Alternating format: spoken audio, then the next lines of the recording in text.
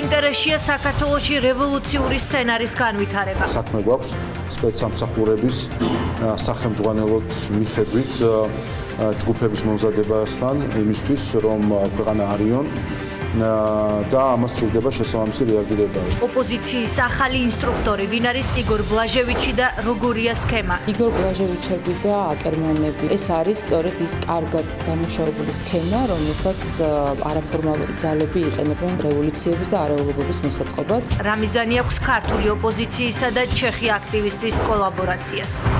დიალოგისა და დისკუსიის მნიშვნელობა, როგორ ხედავს პოლარიზაციიდან გამოსავლის გზას ცოტნე იმანიშვილი. გასწავლებული ვარ, რომ სამშობლოს სიყვარული ძალიან ბევრს აერთიანებს ჩვენს ქვეყანაში და შესაბამისად მოახერხებთ იმას, რომ მეტი საუბარი დაინერგოს ეს პოლარიზაცია, რომელიც არის ხელოვნურად შექმნილი.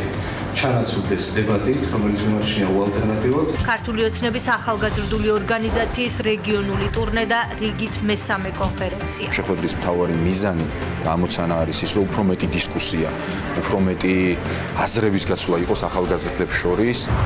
ორი სპორტული მოვლენა თბილისი ძიუდოში ევროპის ჩემპიონატს მასპინძლობს, ბათუმი კი ძალოსანთა ევროპის ჩემპიონატისთვის ემზადება. მაქსიმალურად ვცდილობთ, რომ ყველანაირად მაღალ დონეზე უმასპინძლოთ ევროპის ჩემპიონატს. ლუკა მაისურაძის ოქრო და ტატო გრიგალაშვილის ვერცხლი. ჩვენ და სასიკეთოდ ღმერთის წყალობით ყველაფერი კარგად დასრულდა და ჩვენი ჰიმნი დავხურეთ ეს დღე. ქართველი ძიუდოისტების მიღწევა და ძალოსანთა შანსები ევროპირველობაზე.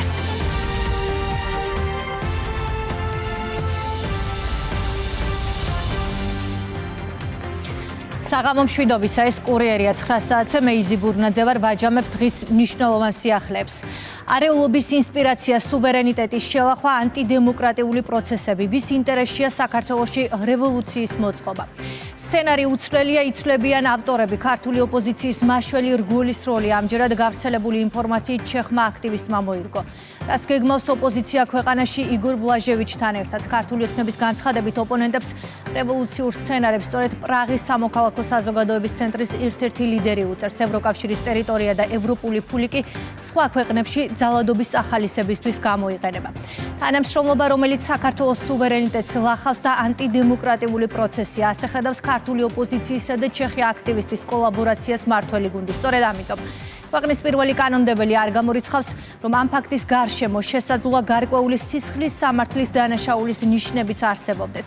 პარლამენტის თავმჯდომარის განცხადებით პროცესს სახელმწიფო უსაფრთხოების სამსახური დააკვირდება. ლელა ჯავახიშვილია კურიერის პირდაპირ ეთერში თემის დეტალებით. ლელა, რა სქემაზე და ვის ინტერესებზე საუბრობს ხელისუფლება?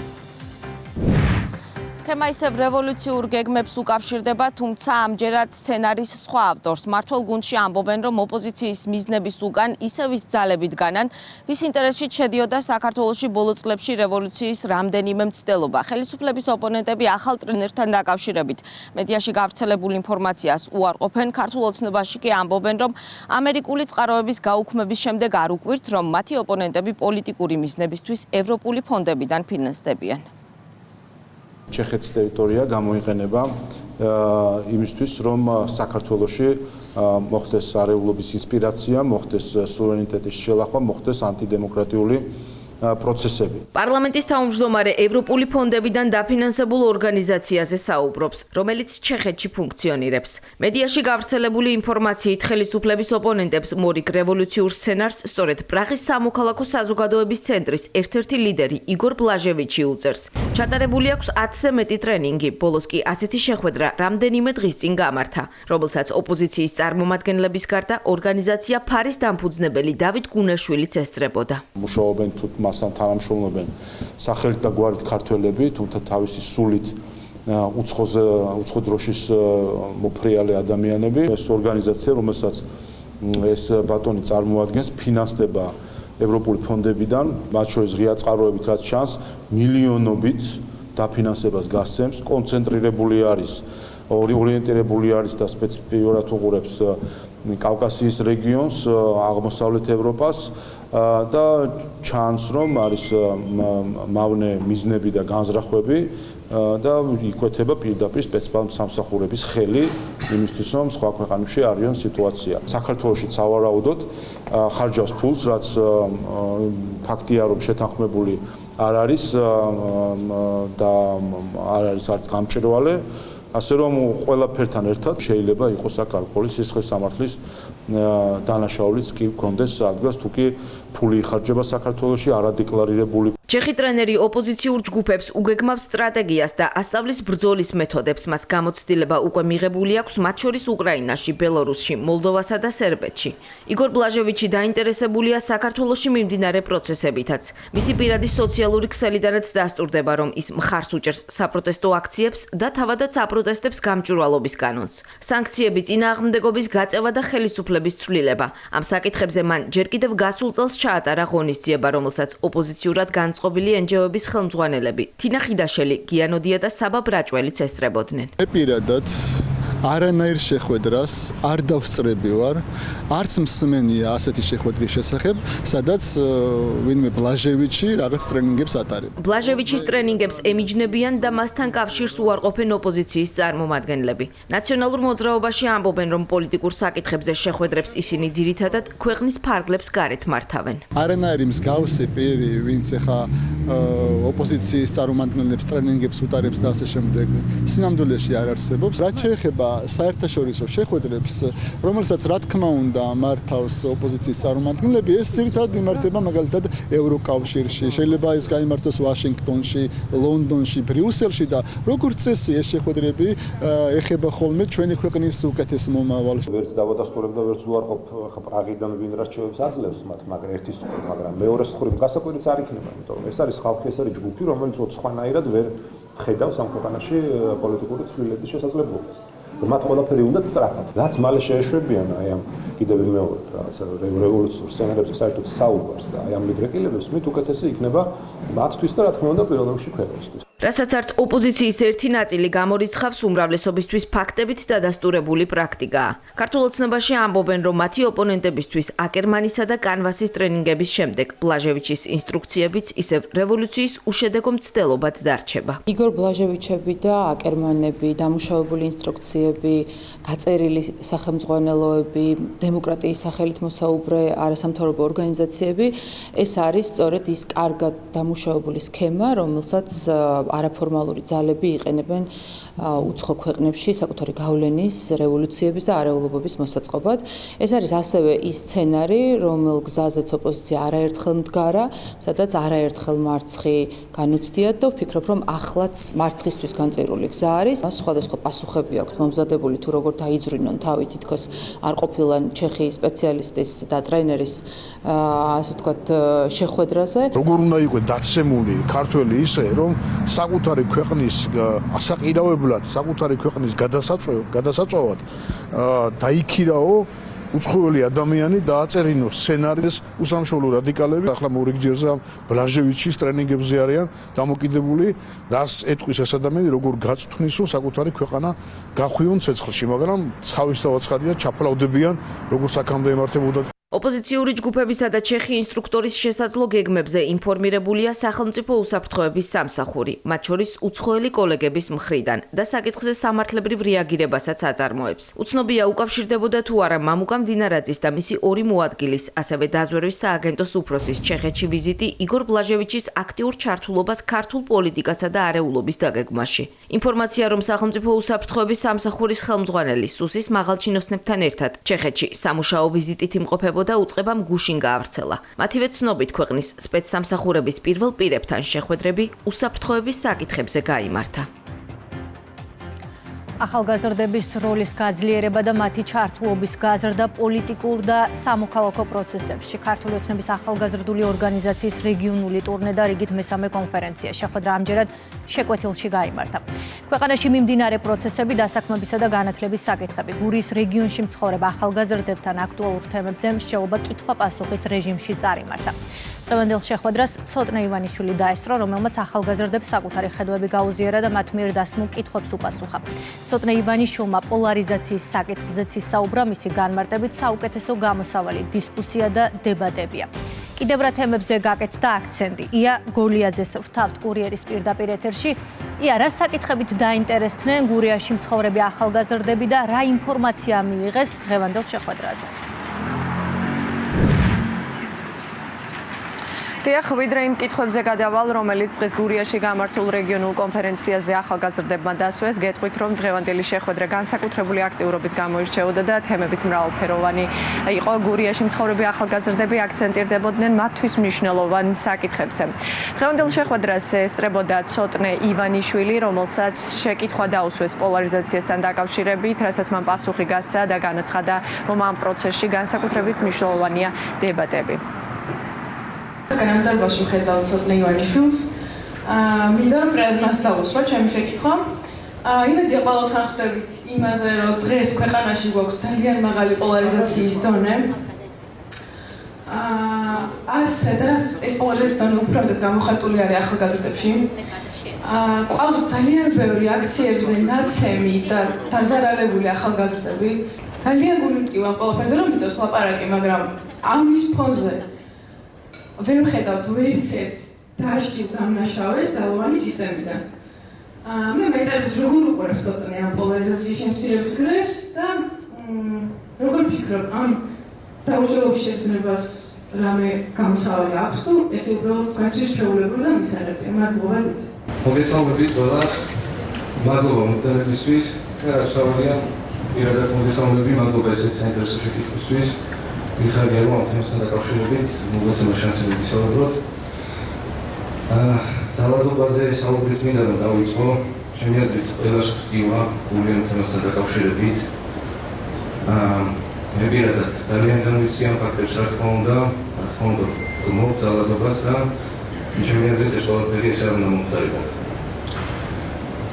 რაც შეეხება შეკითხვის პოლარიზაციასთან დაკავშირებით, მოდი ოდამ შევშალოთ რა. ახლა დავფიქრდი, როდესაც ჩვენ საუბრობდი და მგონია რომ პოლარიზაციის ზოგადად საუკეთესო გამოსავალი და ალტერნატიული გამოსავალი არის დისკუსია, დებატი, ერთმანეთის განსხვავებული აზრის მოსმენა. მაგრამ ძალიან მნიშვნელოვანი არის რომ იმ ადამიანს, რომელსაც ვესაუბრებით, იმ მეორე მხარეს ასე ვთქვათ, გაერთიანებდეს ერთი საერთო პოსტულატი, ერთი საერთო ღირებულება, რომელსაც ჩემი აზრით სამშობლოს რეალური სიყვარული ჰქვია. თუ ორი ადამიანი ჭეშმარიტად ზრუნავს თავის სამშობლოზე, როგორც არ უნდა განსხვავდებოდეს მათი აზრი, ჩემი აზრით საუბარს, დისკუსიას, დებატს უკვე ძალიან ბევრი კარგის მოცემა შეუძლია. პირიქით ახლა, როდესაც ადამიანს ქვეყანაში ცუდი მომხდარი მოვლენა ახარებს და ქვეყნის კარგი აუბედურებს, ესეთ ადამიანთან ჩემი აზრით საუბარს აზრი არ აქვს სამწუხაროდ. აქედან გამომდინარე, უბრალოდ იმას ვიტყოდი, რომ თუ გაერთიანებს ეს საერთო ღირებულება, ეს ჩვენი საყვარელი საქართველოს სიყვარული, სამშობლოს სიყვარული, ძალიან სამწუხაროდ მიმაჩნია, რომ დისკუსია, დებატი, რომელიც შეიძლება დაძაბულიც არ იყოს, დასრულდეს თქვათ კონცი რუსია, კაცუკი ნაცის ძახილით, ერთმანეთის არგუმენტის მოსმენის ნაცვლად, ლოგიკური ჯაჭვის შემოღარებების ნაცვლად. ჩემი აზრით არასწორი არის, რომ ადამიანი განსაზღვრა მისი თეზისიდან გამომდინარე და არა მისი არგუმენტიდან გამომდინარე, ისევე როგორც არ უნდა გააკრიტიკოს ისინი, რომელიც არ გაქვს საკითხული, ხო თქვა. შესაბამისად, მე ამ თემას საკმაოდ ოპტიმისტურად ვუყურებ პირადად, იქიდან გამომდინარე, რომ თუნდაც ეს შეხვედრაც თავისთავად ემსახურება იმას, რომ მეტი საუბარი არსებობდეს ახალგაზრდების შორის. დარწმუნებული ვარ, რომ სამშობლოს სიყვარული ძალიან ბევრს აერთიანებს ჩვენს ქვეყანაში და შესაბამისად მოახერხებთ იმას, რომ მეტი საუბარი დაინერგოს ეს პოლარიზაცია, რომელიც არის ხელოვნურად შექმნილი, ჩანაცვლდეს დებატით, რომელიც მიმაჩნია უალტერნატივოდ და ძალიან მიხარია დღესაც აქ ყოფნა, ძალიან მიხარია, რომ ჩვენც კი მოგვეცა ეს იდეების გაცვლის შანსი და ძალიან დიდი იმედი მაქვს, რომ მეტი და მეტი მსგავსი ტიპის შეხვედრა ჩატარდება, მსგავსი ტიპის საუბარი ჩატარდება, ეს იქნება ქართული ოცნების მხრიდან თუ ნებისმიერი სხვა ახალგაზრდის მხრიდან, ძალიან დიდი იმედი მაქვს, რომ დიალოგი გახშირდება ჩვენ ქვეყანაში და შესაბამისად ოპტიმისტურად ვუყურებ ამ ყველაფერს, იმიტომ რომ მგონია, რომ დებატი, დისკუსია ნამდვილად კარგი გამოსავალია პოლარიზაციის, რომელიც არის ხელოვნურად შექმნილი. მადლობა დიდი.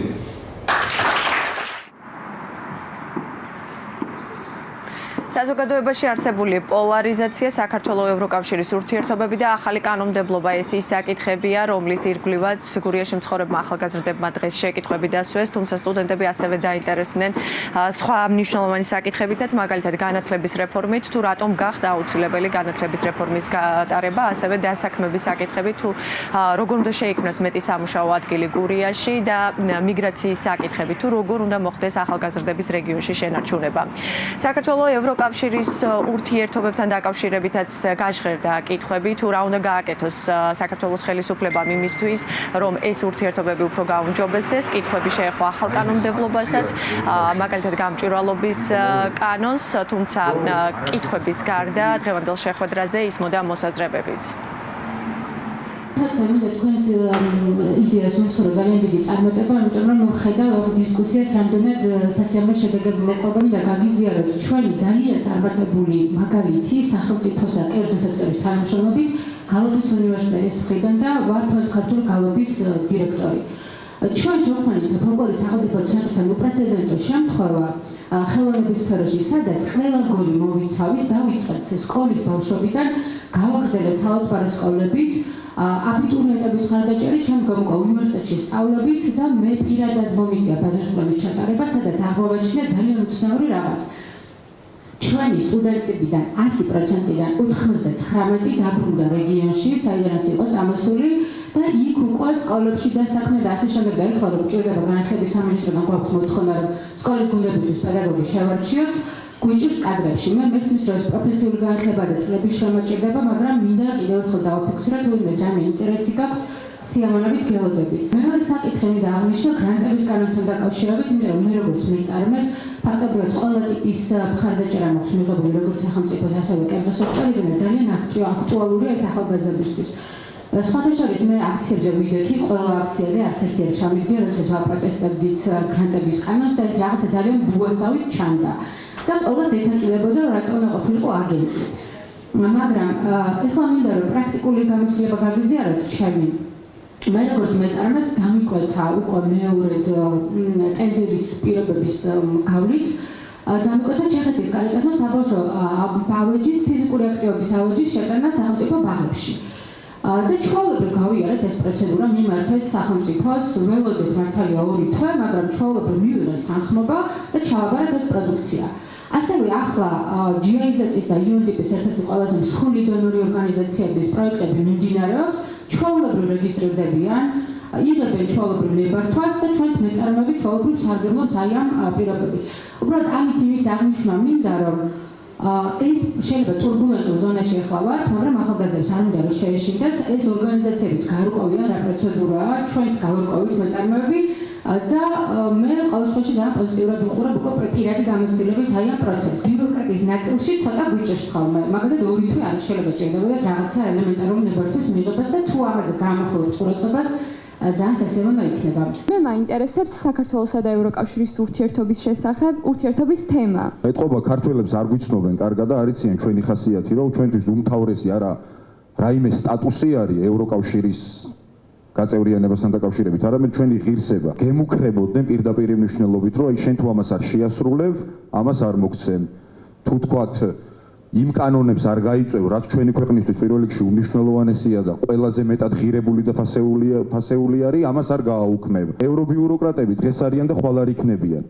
და მე დარწმუნებული ვარ, უახლოეს მომავალში შეიძლება იქაც ძალიან ბევრი რამე შეიცვალოს, მაგრამ ჩვენ თუ გადავაბიჯებთ ამ პრინციპებს, რაზეც მე ვისაუბრე, დარწმუნებული ვიყოთ, რომ ჩვენ მომავალი არ გვექნება. მაინტერესებს ბოლო დროს მიღებულ კანონებთან დაკავშირებით, მაგალითად კანონი გამჭვირვალობის შესახებ, ასევე გრანტებთან დაკავშირებით. ეს ფარა ზუსტად ანალოგიური ამერიკული ვერსია გადმოქართულდა. იმისთვის რომ გავიგოთ რატომ მოხდა ეს, უნდა შევქმნათ სრული სურათი თუ რას ხმარდებოდა, მათ შორის ის გრანტები, მათ შორის ის დაფინანსებები, რომლებიც შემოდიოდა უცხო ქვეყნებიდან. ხმარდებოდა პოლარიზაციას. ხმარდებოდა იმას, რომ ახალგაზრდებს არ შეძლებოდათ ერთმანეთთან კამათი, არ შეძლებოდათ დისკუსია. ხმარდებოდა ძალადობრივ აქტებს, რომლის ნათელი მაგალითებიც ვიხილეთ ჩვენ რუსთაველს. ხომ არ იგეგმება საჯარო სამსახურებში დასაქმების მხრივ რაიმე რეფორმირება? ჩვენი ხელისუფლების თითოეული რეფორმა სწორედ იმას ემსახურება, რომ მშვიდობიან საქართველოში, სადაც ეკონომიკა ვითარდება, წინ მიდის და საინვესტიციო გარემოც უმჯობესდება, გავაგრძელოთ ახალგაზრდებმა ცხოვრება და შესაბამისად დასაქმების უკეთეს შესაძლებლობებსაც ქმნის ეს უკეთესი საინვესტიციო გარემო. ღონისძიების დასრულების შემდეგ შეჯამდა შეხვედრა, ითქვა, რომ სტუდენტების ინიციატივები სამომავლოდ პროექტების სახეს მიიღებს. მე პირადად მართლა ძალიან ბედნიერი ვარ, ძალიან გახარებული ვარ, იმით რომ დაიწყო ამ თემებზე საუბარი, დაიწყო ახალგაზრდებს შორის საუბარი, მანამდე აღნიშნე და მგონია რომ დებატი და დისკუსია არის ყველაზე კარგი გამოსავალი პოლარიზაციის.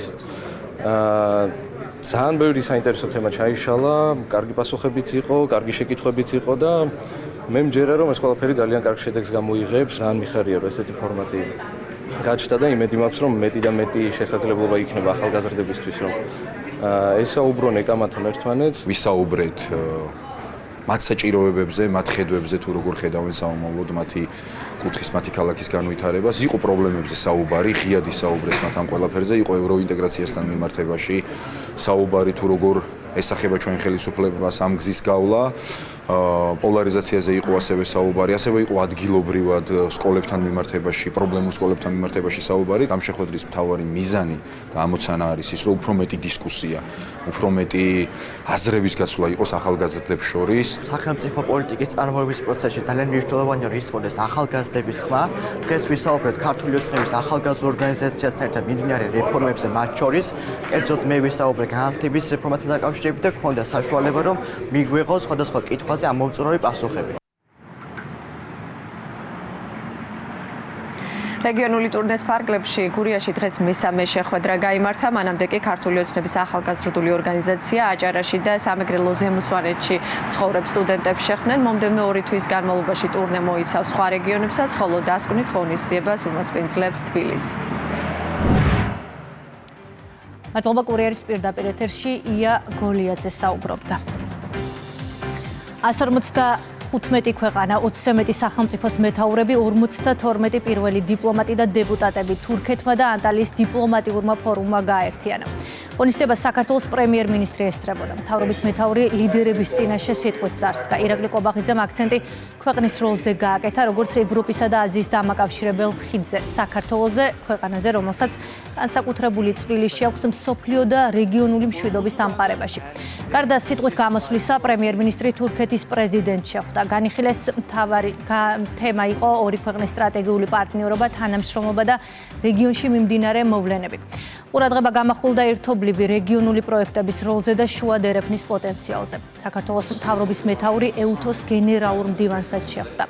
ანტალიის დიპლომატიის ფორუმის ფარგლებში პანელურ დისკუსიაში მონაწილეობა მიიღო მთავრობის ადმინისტრაციის უფროსმა ლევან ჟორჟოლიანმა. მთავარი თემა სამხრეთ კავკასია იყო, რეგიონი, რომელიც სტრატეგიულ ჰაბად ყალიბდება. საქართველოს იმპერიების გზაჯვარე დინზე მდებარეობს. მისი გადარჩენის ერთადერთი გზა დიპლომატია იყო. რამდენიმე იმპერია გაქრა, მაგრამ საქართველოს კვლავ არსებობს. ამიტომ გვწამს დიპლომატიის, მშვიდობის, სტაბილურობის და ყოველთვის შეუწყობთ ხელს დიპლომატიას.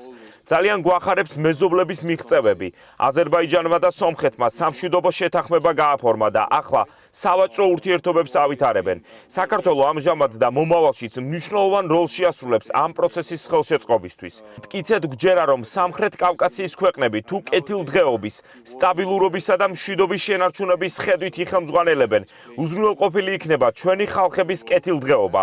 ჩვენ გავაგრძელებთ მშვიდობის პოლიტიკის ხელშეწყობას. ჩვენი პრიორიტეტია ეკონომიკის განვითარება. მშვიდობა და ეკონომიკა ერთმანეთთან მჭიდროდ არის დაკავშირებული. ბოლო 4 წლის განმავლობაში ყველაზე მაღალი მაჩვენებლები გვაქვს ევროპაში. ჩვენი ქვეყნის საშუალო ეკონომიკური ზრდის მაჩვენებელი 9.3% იყო, ხოლო მიმდინარე წლის იანვარ-თებერვალში 8.4%-იანი ეკონომიკური ზრდა დაფიქსირდა. ეკონომიკური და პოლიტიკური თანამშრომლობა სამხრეთ კავკასიის ქვეყნებს შორის ძალიან მნიშვნელოვანია, რათა უზრუნველყოფილი იყოს კეთილდღეობა, ძლიერი ეკონომიკა და რაც ყველაზე მნიშვნელოვანია, მშვიდობა და სტაბილურობა რეგიონში.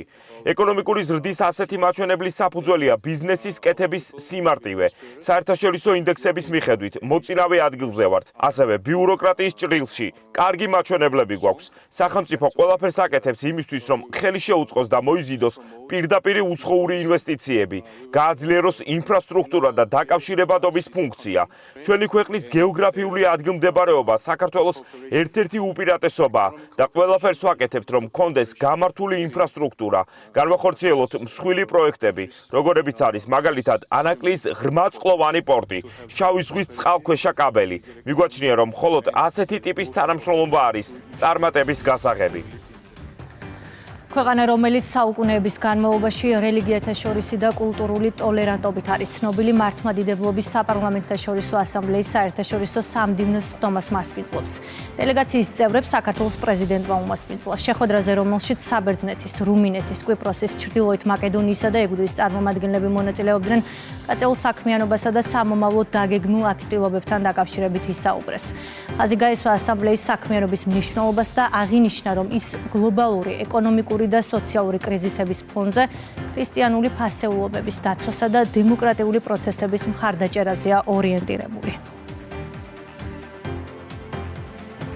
იქამდე კი ასამბლეის წევრებმა საკანონმდებლო ორგანოში ორგანიზაციის მიერ ბოლო პერიოდში გაწეული საქმიანობის ანგარიში განიხილეს. საუბარი შეეხო განხორციელებულ და დაგეგმილ აქტივობებს, ასევე 33 გენერალური ასამბლეის ორგანიზების საკითხებს, რომელიც მიმდინარე წლის ივნისში ჰელსინკიში გაიმართება. ხვალ კი დელეგაციის წევრებს საპატრიარქოში მეუფე შიო მიიღებს, რის შემდეგაც სიონის საკათედრო ტაძარში გადაინაცვლებენ და უწმინდესისა და უნეტარესის ილია მეორის საფლავს მოინახულებენ. დღეს გლობალიზაციის ეპოქაში ქართული მართლმადიდებლობა კვლავაც მნიშვნელოვან სიტყვას ამბობს. ის გვასწავლის, როგორ შევინარჩუნოთ სულიერი იდენტობა გლობალურ პროცესებში ჩართულობის პარალელურად, როგორ დავაბალანსოთ ტრადიცია და პროგრესი, როგორ ვაწარმოოთ დიალოგი ისე, რომ არ დავკარგოთ ფუნდამენტური ღირებულებები. ის მოგვიწოდებს მშვიდობისკენ, კონფლიქტების დროს, ურთიერთპატივისცემისკენ, უთანხმოების პირობებში და თანამშრომლობისკენ კონკურენტულ სამყაროში. ამავე დროს დღეს შესულდა ზუსტად ერთი თვე, რაც განისვენა ჩვენმა უწმიდესმა პატრიარქმა, რომელმაც 9 საუკუნის განმავლობაში მართა ეკლესია. მან თავისი ისტორიული მისია აღასრულა და ვალმოხტილი წავიდა ზეციურ საქართველოში. ჩვენ უწმინდესის გამოსათხოვარ დღეებში ვიხილეთ ერის სულიერი ერთიანობა, მისი სიმტკიცე, მისი ერთგულება. ეს მემკვიდრეობა დღესაც ცოცხობს ჩვენში და სწორედ ამ უმთავრეს ძალაზე დაყრდნობით ვაპირებთ ცხოვრებას მომავალში. ჩვენი ქვეყანის ისტორია საუკუნეების მანძილზე ცნობილია რელიგიათა შორისი და კულტურული ტოლერანტობით. საქართველოში დღესაც ქალაქ თბილისში, აი აქ ძველ თბილისში მეგობრულად ცხოვრობენ და ერთი გვეორის გვერდით გვერდ ლოცულობენ მართლმადიდებელი ქრისტიანები, მუსულმანები, ებრაელური სინაგოგა, გრიგოლიანული ეკლესია თუ კათოლიკური ტაძარი.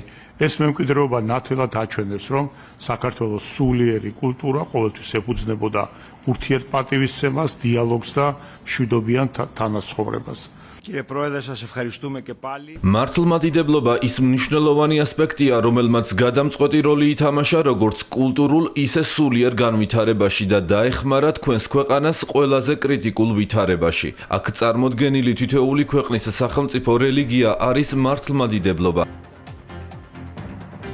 პოლიტიკური დღის წესრიგის გადანაცვლება გერმანიაში ულტრამემარჯვენე პარტია ძლიერდება. აპრილში ჩატარებულმა სოციოლოგიურმა გამოკითხვამ აჩვენა, რომ ყველაზე პოპულარული პარტია ქვეყანაში ალტერნატივა გერმანიისთვის არის.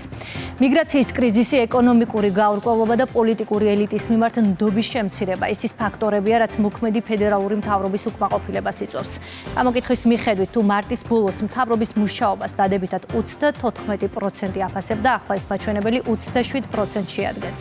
კითხვაზე, ვის მისცემდით ხმას უახლოეს კვირას ბუნდესტაგში არჩევნები რომ ჩატარდეს. გამოკითხულთა 26%-მა განაცხადა, რომ მხარს ალტერნატივა გერმანიისთვის დაუჭერდა. იზრდება გერმანიის კანცლერის ფრიდრიხ მერცის კრიტიკაც. რაზე მიუთითებს კვლევა, რომელიც მიმდინარე თვეს გერმანიის წამყვანი მედიის დაკვეთით ჩატარდა. ლუკა ჩანგელია გაეცნო მონაცემებს, ის უერთდება კურიერის სტუდიას. ლუკა, საღამო მშვიდობის.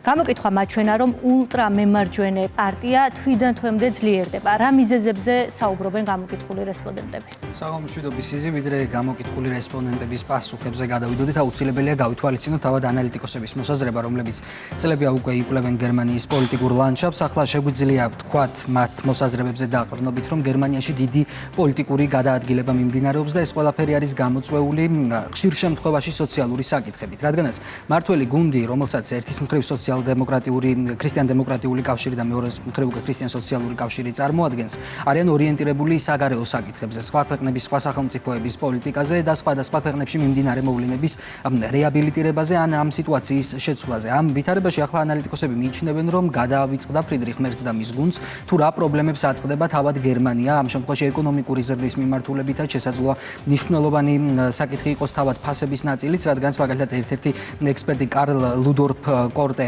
მედიასთან საუბრის დროს აღნიშნავს, რომ ადამიანებს აინტერესებთ, როდესაც დახვთან მივლენ რა ღირს პური და არა მაგალითად როგორ ფინანსდება უკრაინაში მიმდინარე საომარი მოქმედებები. ამ ყველაფერმა განაპირობა ის, რომ ალტერნატივა გერმანიისთვის პარტიას მიეცა შესაძლებლობა, რომ ამ შემთხვევაში ემუშავა საზოგადოებასთან და მუშაობის პარალელურად თავისი დღის წესრიგი გაეტარებინა. რაში გამოიკვეთება ეს? ისინი არიან ორიენტირებული ეროვნულ სუვერენიტეტზე, საკუთარ პოლიტიკაზე, ძირითადად და ხშირ შემთხვევაში საუბრობენ იმ პრობლემებზე, რაც სახელმწიფოს დღესდღეობით აწუხებს და ამბობენ იმასაც, რომ მათი მიზანი არ არის რომელიმე სახელმწიფოს შიდა პოლიტიკის ან შიდა საქმიანობის ცვლილება. საინტერესოა მაჩვენებლები, თუ 2021 წლის ანალოგიურ კვლევას დავეყრდნობით, მაშინ ნახავთ, რომ მაგალითად ქრისტიან-დემოკრატიული მოძრაობა 25.7%-ს მოსწონდა გერმანიაში, ხოლო AfD, ანუ ალტერნატივა გერმანიისთვის 11.4%-ს. ეს არის ის კონტრასტი, რომელსაც ვხედავთ მაშინ, როდესაც რადიკალურად არის ეს სურათი შეცვლილი და მაჩვენებელიც რადიკალურად არის შეცვლილი. ვიდრე უფრო მეტ დეტალზე გადავიდოდეთ და ვისაუბრებდეთ, მოდი მოვისმინოთ იმ ექსპერტის მოსაზრება, რომელიც უშუალოდ იკვლევდა არსებულ ვითარებას. მმართველი კოალიცია სისტემატურად წარმოაჩენს საკუთარ თავს როგორც ცვეთად საზოგადოებას, რომელსაც ამორჩეული მიჰყავს გადაწყვეტილებამდე ზურგი აქციოს კოალიციას. ეს რეალურად არის უდიდესი იმედგაცრუების მომტანი იმ პარტიის მიმართ, რომელიც ქვეყანაში მმართველ ძალად აღიქმება.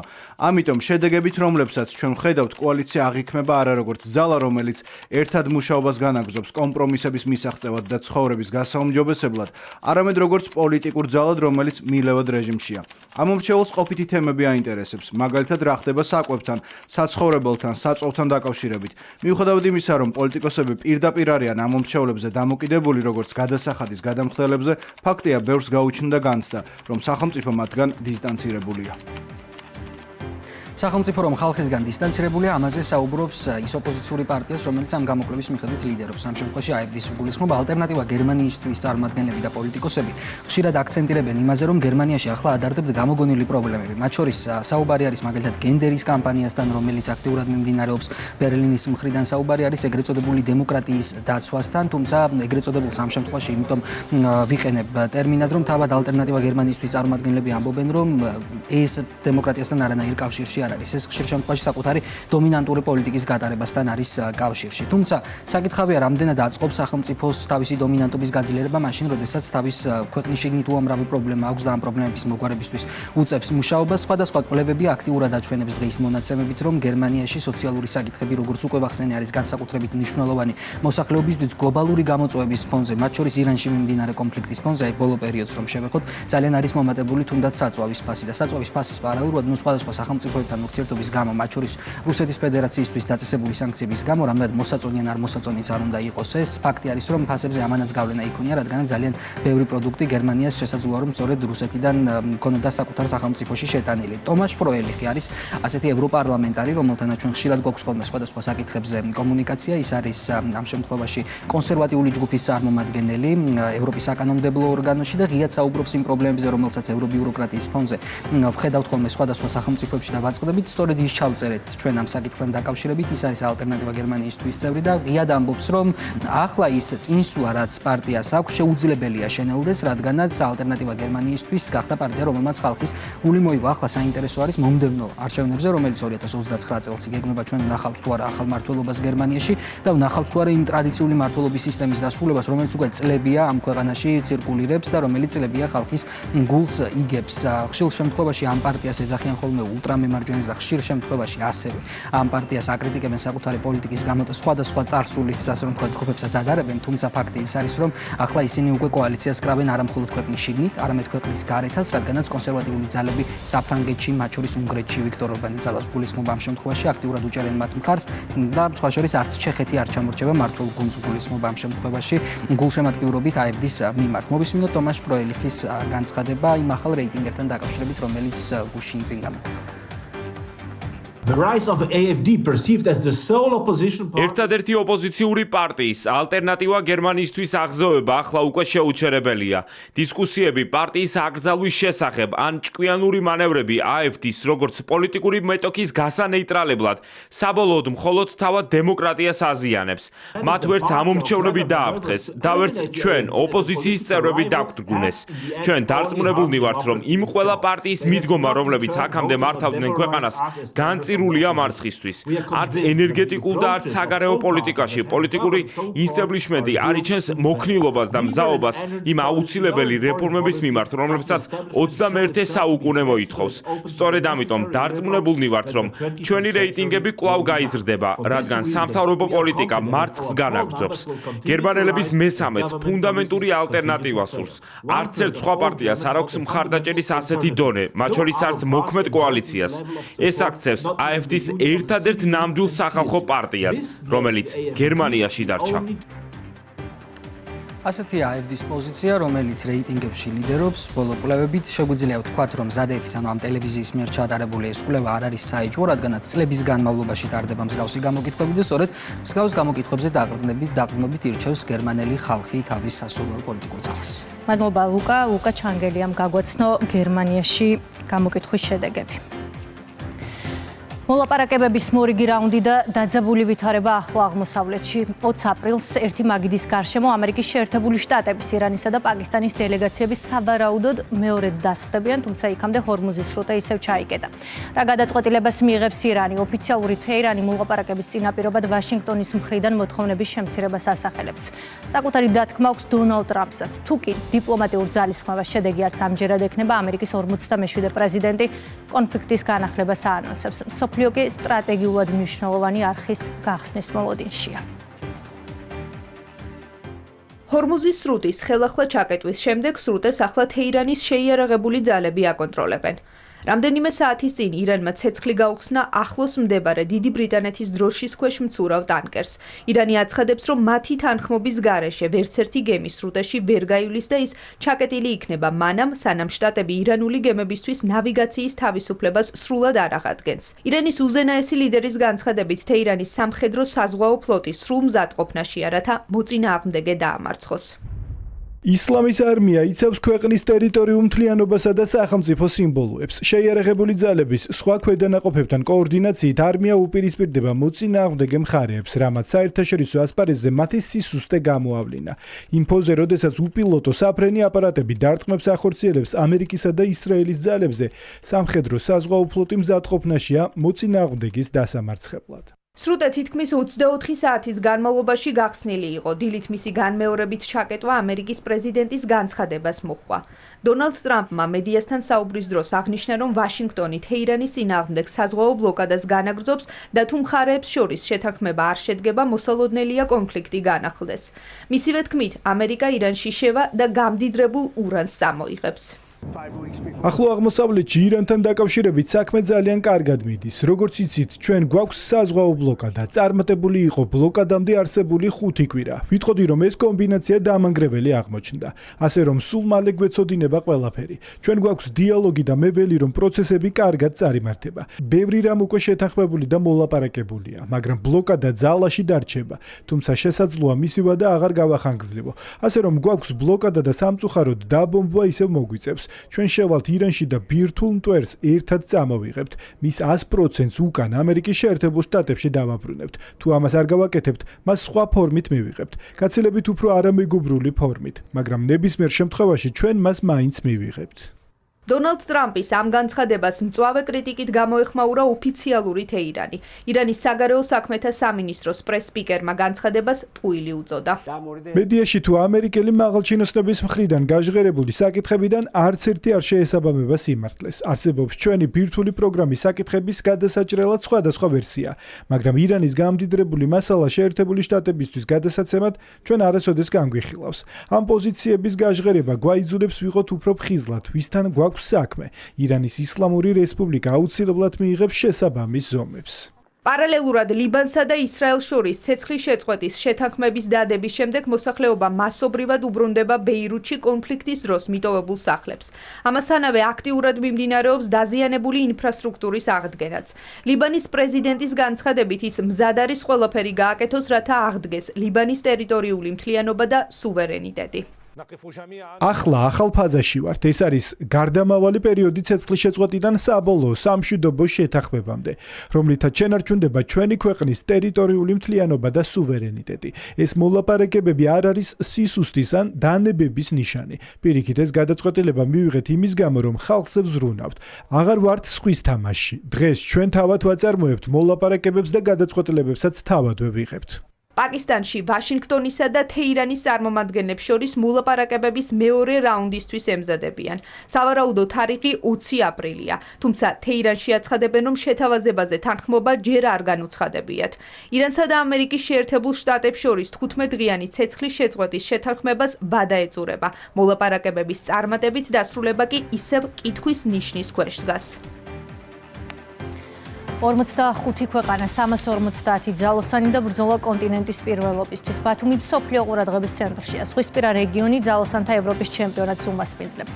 მასშტაბური სპორტული ღონისძიების მაღალ დონეზე ჩასატარებლად ბოლო საორგანიზაციო სამზადისი მიმდინარეობს. ინტენსიურ მოსამზადებელ საწვრთნელ პროცესს გადის საქართველოს ძალოსანთა ეროვნული ნაკრებიც. ევროპის ჩემპიონატში საქართველოს სპორტის ღირსებას 13 სპორტსმენი დაიცავს. საქართველოს ოქროსა და ვერცხლის მედლები კი უკვე მოუტანეს ქართველმა ძიუდოისტებმა. თბილისი მესამე დღეა ძიუდოში ევროპის ჩემპიონატს მასპინძლობს. როგორია მიღწევები თბილისში და როგორია სამზადისი ბათუმში? ლაშა დვალიშვილი შემოგვიერთდება კურიერის ეთერში. ლაშა, რამდენი ოქროს მოპოვება შეძლებს საქართველოს ძალოსანთა ეროვნული ნაკრები და რა შედეგები გვაქვს ძიუდოში?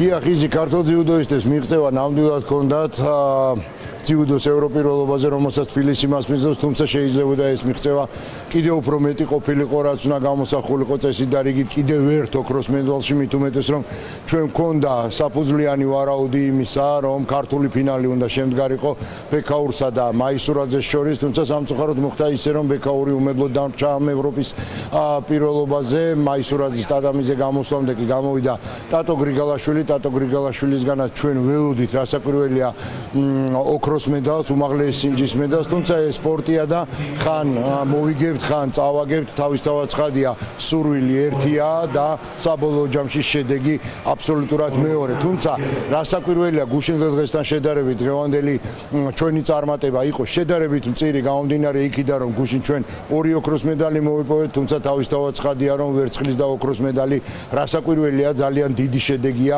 კონტინენტის პირველობაზე. უმაღლესი სინჯის მედლის მფლობელი გახდა ლუკა მაისურაძე და ბუნებრივია მისი პირველი კომენტარი ამ გამარჯვების შემდეგ თითოეული ჩვენგანისთვის ძალიან საინტერესო იქნებოდა.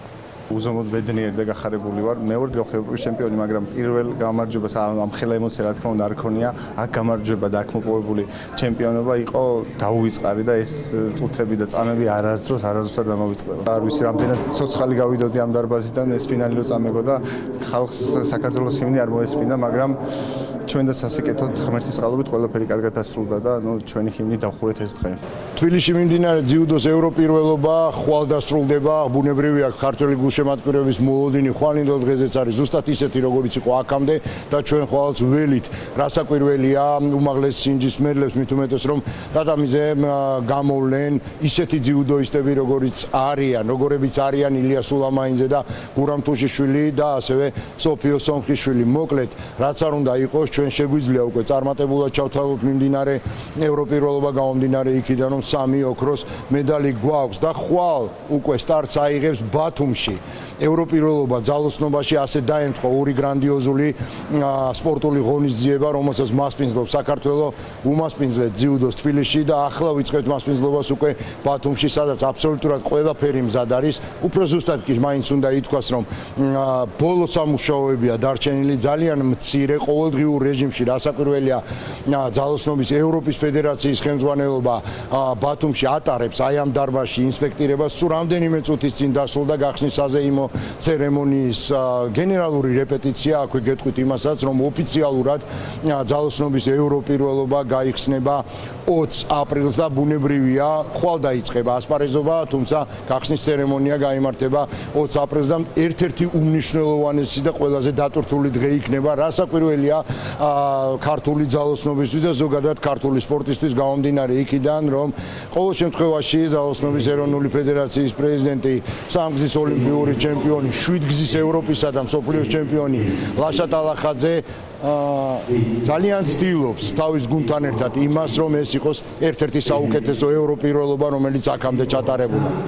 2019 წელს, როდესაც ბათუმში ჩატარდა ევროპის ჩემპიონატი, მაშინვე სპორტსმენის რანგში წავდექი ფიცანაკზე და ნამდვილად ერთ-ერთი საუკეთესო შეჯიბრი იყო და ამ შეჯიბრს ეწოდა, რა თქმა უნდა, ჩვენი ევროპელი მეგობრებისგან მომავლის ჩემპიონატი და ძალიან ბევრი ქვეყანა მოგვაძა. მინდა გითხრათ, უკვე ვცდილობთ, რომ 2019 წელს ვაჯობოთ და დარწმუნებული ვარ, რომ ეს გამოგვივა და როგორც ყოველთვის საკუთარ თავს ვერ ვძვით ჩვენ სხვა არავის იქნება გამომდინარე, რომ ნამდვილად ყველა შეჯიბრი რაც საქართველოს ჩატარებულა იყო საუკეთესო, როგორც შედეგების კუთხით, ასევე ინფრასტრუქტურის კუთხით და დღესაც მაქსიმალურ ხელშეწყობა გვაქვს ჩვენი სახელმწიფოსგან და მაქსიმალურად ვცდილობთ, რომ ყველანაირად მაღალ დონეზე უმასპინძლოთ ევროპის ჩემპიონატს. მოკლედ აი ასეთია განწყობა და მოლოდინი. ჩვენი მთავარი ინტერესი მიმართულია 20 აპრილისკენ, როდესაც ქართველი ძალოსნები დაიწყებენ ფიცარნაკზე გამოსვლას და შედეგების დადებას, მაღალი შედეგების. რასაკვირველია და 20 აპრილი იქნება ასევე ის დღე, როდესაც ოფიციალურად გაიხსნება ევროპირველობა, რომელსაც მასპინძლობს ბათუმი და აქვე გეტყვით იმასაც, რომ ბათუმის ევროპირველობა უკვე გამორჩეულია სხვა ევროპის ჩემპიონატებისგან, გამომდინარე იქიდან, რომ პირველად სპორტის სამსახიობის ისტორიაში კონტინენტის პირველობაზე იქნება საკმაოდ სოლიდური საპრიზო ფონდი, რომელიც შეადგენს 154,000 ევროს. ქართველმა ძიუდოისტებმა შეძლეს ოქროების მოპოვება, ახლა კი ჩვენ გვაქვს მოლოდინი იმისა, რომ ბათუმში უკვე ქართველი ძალოსნები შეძლებენ უმაღლესი სინჯის მედლების მოპოვებას და ბუნებრივია ჩვენ უახლოესი დღეების განმავლობაში მაქსიმალურად ამომწურავ ინფორმაციას მოგაწვით სწორედ აქედან, აი ამ დარბაზიდან. მადლობა, ეს ლაშა დვალიშვილი იყო, წარმატებებს ვუსურვებთ ქართულ სპორტსმენებს. ახლა კი ქართველი თვითნასწავლი მხატვრის უკვდავი შემოქმედება და სივრცე, რომელიც 50-მდე ნამუშევარს აერთიანებს. ეროვნული გალერეის განახლებულ საგამოფენო სივრცეში უდიდესი ქართველი მხატვრის ნიკო ფიროსმანის ნამუშევრები გამოიფინა. ადგილზე მისულ სტუმრებს შავლა ამირანაშვილის სახელობის ხელოვნების სახელმწიფო მუზეუმში დაცული ნამუშევრების ნახვის შესაძლებლობა აქვთ. ფიროსმანის მხატვრულ მემკვიდრეობაში დიდი ადგილი უჭირავს ქეიფის ცნობილ სცენებს, სოფლის ბუნებას და ცხოვრებას, ასევე პორტრეტებს და ანიმალისტურ ჟანრს. გამოფენა მხატვრის შემოქმედების ფართო ჟანრობრივ დიაპაზონს წარმოაჩენს. მათკანი ხედავთ სუფრას, აი თეთრი მაგიდის გადასაფარებლით, სააღდგომო კვერცხი, ასკად საინტერესოა იმ ჯვარცმის გამოსახულება ცენტრში. ნიკო ფიროსმანის მუდმივ მოქმედ გამოფენაზე მის 48 ნამუშევარ შორის განსაკუთრებული ადგილი სამ გამორჩეულ სააღდგომო ნახატს უკავია. ნამუშევრები მუყაოზეა შესრულებული. ექსპოზიციაზე ასევე წარმოდგენილია ზეთით შესრულებული ფერწერული ტილოები.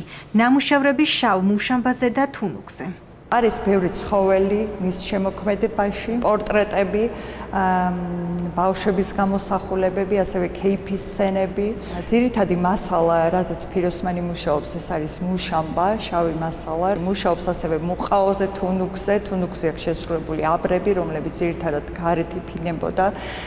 იმ პერიოდში თბილისში მოგეხსენება ძალიან ბევრი დუქანი იყო და ფიროსმანმა სახელი ზუსტად ამ დუქნების აბრების ხატვით გაითქვა. მისი არაჩვეულებრივი ნამუშევარი კიდევ წმინდა გიორგის დღეობა ბოლნისში. ფიროსმანის მუდმივ მოქმედი განახლებული გამოფენის ფარგლებში ეროვნული მუზეუმის საგანმანათლებლო დეპარტამენტმა შექმნა არაერთი პროგრამა სხვადასხვა ტიპისა და ასაკობრივი ჯგუფისთვის, მათ შორის სკოლის მოსწავლეებისა და ინკლუზიური საჭიროების მქონე ვიზიტორებისთვის.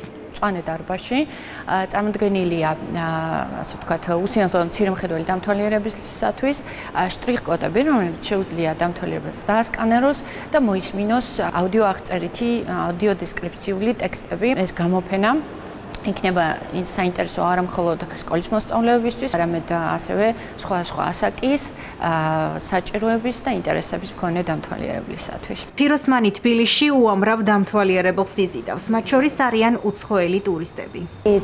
მე ისრაელიდან ვარ, ფიროსმანის შესახებ ბავშვობიდან ვიცი. მისი ნამუშევრების ახლოდან ნახვის შესაძლებლობა კი პირველად მაქვს.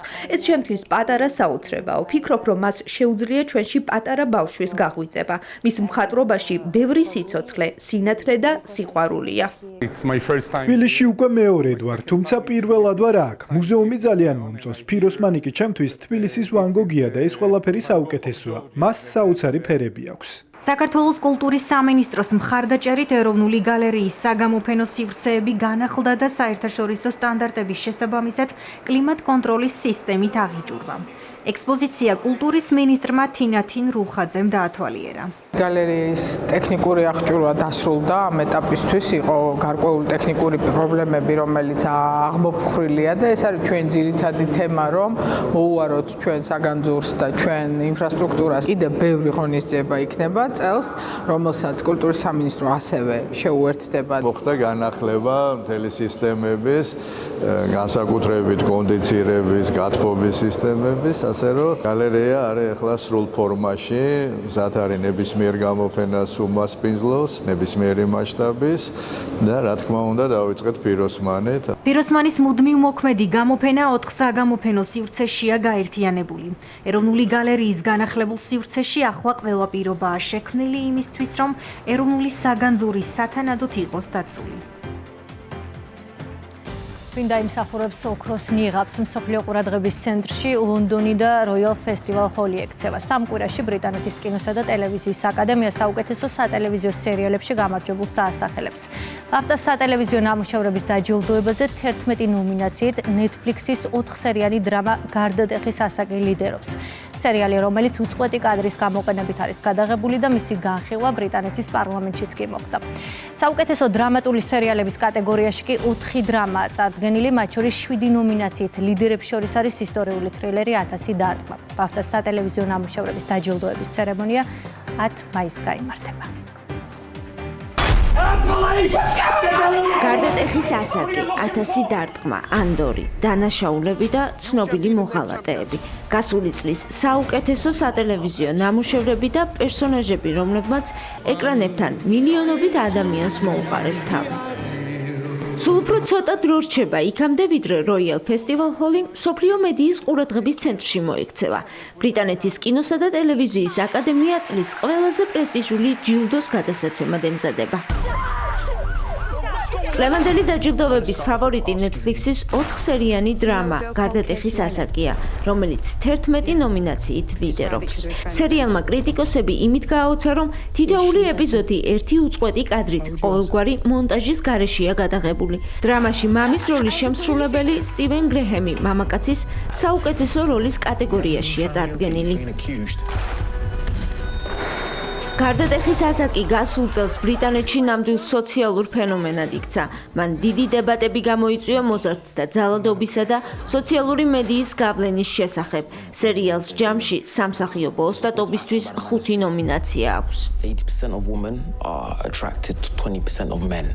საუკეთესო დრამატული სერიალების კატეგორიაში 4 დრამაა წარდგენილი, მათ შორის 7 ნომინაციით იბრძვის გამარჯვებისთვის Disney Plus-ის ისტორიული თრილერი 1000 დარტყმა. სიუჟეტი ვიქტორიანულ ლონდონში კრიმინალური ბანდების სამყაროში ვითარდება, სადაც სიღარიბე, კრიმინალი და ძალადობა ყოველდღიური რეალობაა. სიუჟეტი ფოკუსირებულია არალეგალურ კრივზე და იმ ადამიანებზე, რომლებიც ამ სამყაროში გადარჩენასა და წარმატების მიღწევას ცდილობენ. Float elegantly all the way to the top. მას კონკურენციას უწევს ლურჯი შუქები. ჩრდილოეთ ირლანდიის პოლიციის შესახებ გადაღებული კრიმინალური დრამა, სადაც ახალბედა ოფიცრები რეალურ საფრთხეებსა და მორალურ დილემებს ეჯახებიან. გასართობ გადაცემებს შორის ლიდერობს ცნობილი მოღალატეები. შოუს წამყვანი კლაუდია ვინკლემანი ნომინირებულია საუკეთესო პერფორმანსისთვის. ამავე კატეგორიაში იბრძვიან ალან კარი და ამანდა ჰოლდენი, თავიანთი ესპანური თავგადასავლებით. კომედიური სერიალების კატეგორიაში ამანდა ლენდი ლიდერობს. კომედია საშუალო კლასის დედის ყოველდღიურობასა და სოციალურ აბსურდს ასახავს. საუკეთესო მსახიობი ქალის ნომინაციაზე სერიალიდან ერთდროულად 3 მსახიობია წარდგენილი. I really think Amanda deserves to know. What do I deserve to know? Other people's Christmases are mental. აკადემიამ ასევე დაასახელა საუკეთესო დოკუმენტური ფილმები, მათ შორისაა ლუი თეროს მოსახლეები და რეზონანსული ღაზა, ექიმები თავდასხმის ქვეშ. ინდივიდუალურ კატეგორიებში ყურადღების ცენტრში 2 მსახიობი აღმოჩნდა: ერინ დოჰერტი და ეიმი ლუვუდი. თითოეული 2 კატეგორიაში დასახელდა. ეიმი ლუვუდი წარდგენილია საუკეთესო მსახიობი ქალის კატეგორიაში სერიალ ფილმ კლუბში შესრულებული როლისთვის. ასევე მეორე ხარისხოვანი მსახიობის როლისთვის თეთრ ლოტუსში. ერინ დოჰერტი კი ნომინირებულია 1000 დარტყმაში განსახიერებული როლისთვის. გამარჯვებულებს დარგის პროფესიონალებისგან შემდგარი ჟიური გამოავლენს. ვინ წაიღებს სახლში ოქროს ნიღაბს და ვინ გახდება 2026 წლის ტელესიმბოლო, ამას 10 მაისს როიალ ფესტივალ ჰოლში გამართული დაჯილდოვებიდან გავიგებთ, სადაც ინდუსტრიის ყველაზე კაშკაშა ვარსკვლავები შეიკრიბებიან. მე ამ ინფორმაციით გემშვიდობებით, ასეთ იყო კურიერი 9-ზე, თქვენ კი დარჩით რუსთავიას და წინ გელოდებათ გადაცემა შეფების ლიგა. ნახვამდის.